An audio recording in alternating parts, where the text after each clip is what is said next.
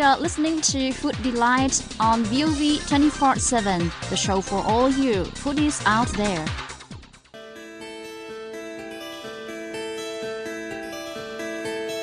Welcome to VOV 24/7's Food Delight. We are Kim Chi and Phương Khanh. Haggis, the national dish of Scotland, is a highlight of today's show. Scotland's rugged beauty and mystical Celtic charm create a land of mystery which inspires outsiders to explore.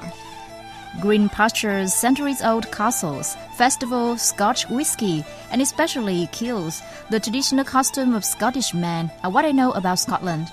It would be a mistake to leave out haggis, a savoury pudding of Scotland. And on today's show, we'll welcome Kim McCulloch, a lady from Scotland, who will tell us more about the national dish of her homeland. I'm Kim McCulloch from Aberdeen in Scotland. Haggis is a traditional dish that we eat in Scotland. It's quite hard to actually make at home. Some people do, but it's very traditional, and there are a few butchers that would make the haggis. One of the main places that they come from is Stornoway, which is in the very north of Scotland, and Stornoway are very famous for their haggis. Haggis was originally a meal in history that was for peasant society, so people that did not have much money. They would, in order to have a big meal, they would make the haggis from offal parts of the sheep. Kim, how special is haggis to Scottish people? We have a very special day in January in Scotland called Burns, which is Robbie Burns, the famous poet, and we address the haggis. So we have a big celebration with haggis, and it's piped into the restaurant or into your house by a piper in a kilt. And we have a special saying that we say to the haggis, and we toast it with a dram of whiskey. And then the haggis is open. It's usually a very large one for the whole table, and we would share that between everyone. And it's a very special day and very, very traditional. How interesting. If only we had a special day for pho in Vietnam, because pho is my favorite. Actually, what is in haggis?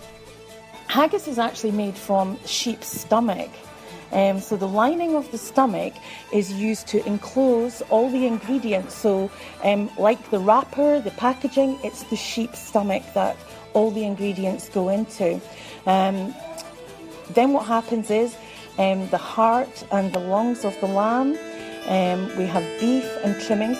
So fat as well, and some of the lean meat, but usually the cuts or the parts of the meat that are not often used, and they're minced through. We have onion, and oatmeal is a very Scottish ingredient as well, so more familiar maybe with in muesli. So the ingredients of oatmeal are used. This would bind together all of the meat parts with the onion, and the oatmeal is a binder. We season it with salt and black pepper, coriander.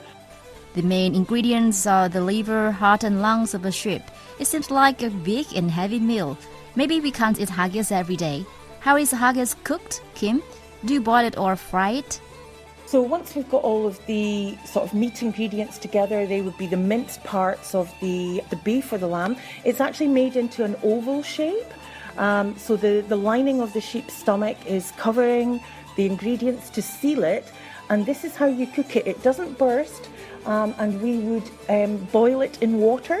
So very basic way of cooking, and it doesn't open out. It stays together. It would be tied at string at either end, and it's oval shape, a big handful size.